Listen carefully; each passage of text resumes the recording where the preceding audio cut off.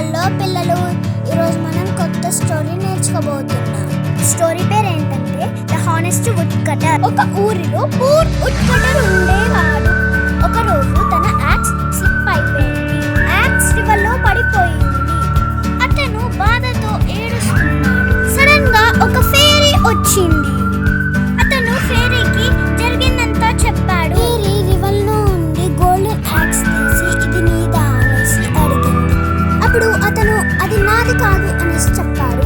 ఫేరీ river లో నుండి silver axe తీసి ఇది నీదా అని అడిగింది. ఈసారి ఐరన్ యాక్స్ తీసి ఇది నీదా అని అడిగింది. అతను నవ్వుకుంటూ అది నాదే అని చెప్పాడు.